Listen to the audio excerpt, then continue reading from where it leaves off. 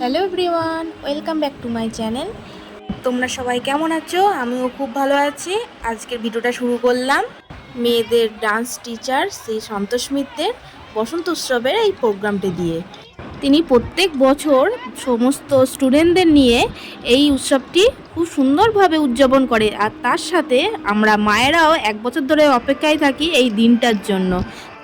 আমাদের মেয়েদের নাচের ড্রেসের কম্বিনেশনটা কেমন হচ্ছে তোমরা একটু জানিও। এখানে কিন্তু আমরা মায়েরা কিন্তু কম যায়নি, সকলেই কিন্তু অরেঞ্জ কম্বিনেশনের ওপর সব শাড়ি পরেছি। কেমন লাগছে অবশ্যই কিন্তু আমাদের জানিও। আর এখানে দেখো সমস্ত ডান্সাররা তাদের ড্রেস আপ পরে কি সুন্দর রেডি হয়ে এসেছে। আর এখানে কিন্তু ছোট ছোট খুদে খুদে শিশুরাও আছে, যাদের বয়স 2 থেকে 2.5 বছর। তারাও কিন্তু এই স্যারের কাছে নাচ শেখে, আর তারাও এই প্রোগ্রামে অংশগ্রহণ করছে। আর এখন শুরু হচ্ছে এদের বসন্ত উৎসবের র্যালি। দেখো খুব সুন্দরভাবে আমাদের ভলেন্টিয়ার্সরা ওদেরকে গাইড করে করে নিয়ে যাচ্ছে র্যালিতে। এখানে দেখো এরপরেই আমাদের মেয়েরা চলে এসছে, কি আনন্দ ওদের র্যালিতে বেরিয়ে। আমাদের বসন্ত উৎসবের র্যালিটা শুরু হয়েছে বসিরহাট টাউন হলের মাঠ থেকে, আর আমরা সবাই ক্লাব পর্যন্ত।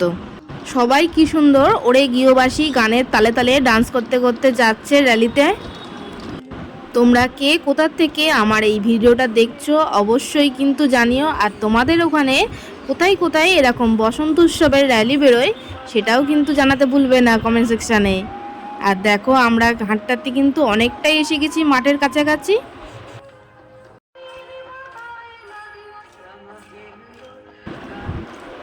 এই যে এটাই হলো আমরা সবাই ক্লাবের মাঠ, এখানেই মেয়েদের প্রোগ্রামটা হবে। তার আগেই একটু ফটোশ্যুট করে নিলাম মেয়েদের। এরপরে সন্ধে হতেই আমাদের অনুষ্ঠানের অতিথিদের সম্মান জানিয়ে নিলেন স্যার এবং ম্যাডাম। এই যে বসন্ত উৎসব নুপুনিকন আমাদের ডান্স একাডেমির নাম। আর এরপরেই শুরু হয়ে গেছে আমাদের স্যার এবং ম্যামের একটা উদ্বোধনী অনুষ্ঠান। তারপরে দেখো ছোট ছোট খুদেদের কি অপূর্ব সুন্দর নৃত্য।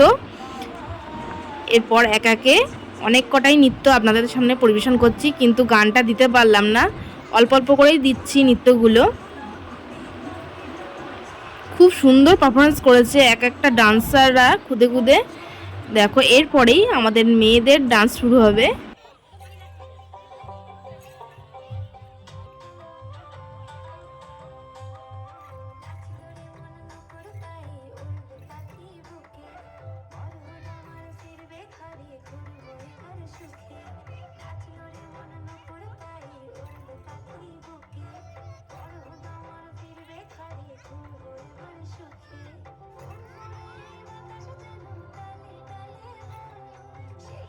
এত বড় প্রোগ্রামের মধ্যে এই 5 জনই ছিল মেল ডান্সার, আর এদের নৃত্যটা অপূর্ব হয়েছিল। খুব সুন্দর এরা নাচটা ফুটিয়ে তুলেছিল।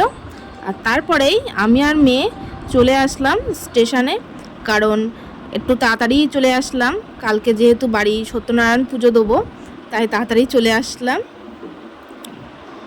পরের দিন সকালে ঠাকুরমশাই বসে পড়েছেন পুজোতে। আর তোমাদের সাথে মায়াপুরের ব্লগটা এখনও শেয়ার করা হয়নি, মায়াপুর থেকেই নিয়ে এসেছিলাম। এই যে আমাদের গোপুসোনা মেয়েরই আবদারে। আমাদের গোপুসোনা কেমন হয়েছে তোমরা জানিও। আর এই যে আমার 2 গোপালি বসে আছে এখানে অঞ্জলি দেবে বলে।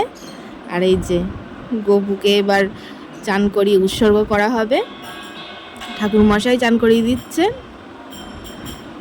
কেমন হয়েছে একটুখানি জানিও আমার গোপুসোনা।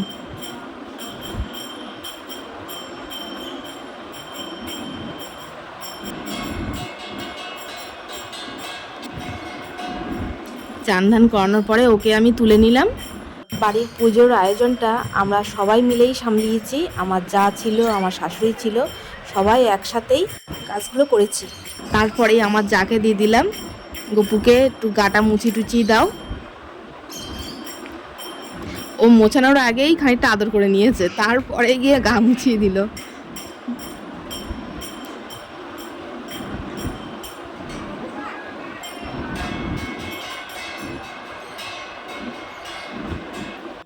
তারপরে আমি আর আমার যা দুজনে বসে ওকে জামা প্যান্ট পরিয়ে সাজিয়ে গুছিয়ে দিলাম।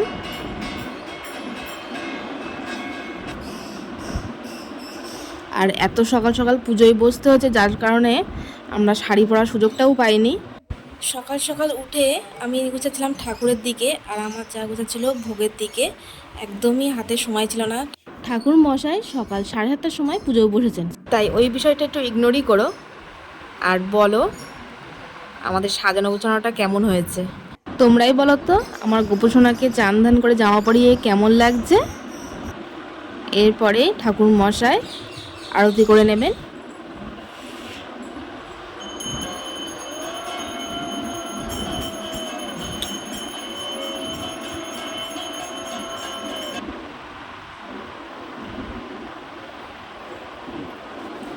আজকে কিন্তু আমার গোপসোনা খুব খুশি।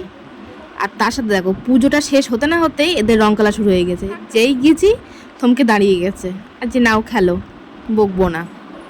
আমার মেয়ের কিন্তু একবার চান হয়ে গেছে, তারপরেও দেখো ওরা ছোট, ওদের আর কি বলবো। আমরা বড় হয়েও রঙের থেকে নিজেদেরকে দূরে সরিয়ে রাখতে পারি না, আর ওরা তো শিশুই। দোলের দিন মনে হয় কখন একটু বাইরে বেরিয়ে রং খেলবো। আর এই যে হোলির প্রস্তুতি শুরু, রং খেলাও শুরু হয়ে গেল।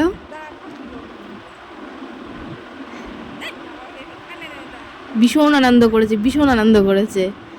কিন্তু আজকে আর আমার আনন্দ করা হয়নি, যেহেতু সবাইকে প্রসাদ দিতে হচ্ছিল, ওই জন্য আর আমি আর আনন্দ করিনি। একটুখানি সবার কাছ থেকে একটুখানি রং মেখেই আবার পুজোর দিকে চলে গেছিলাম।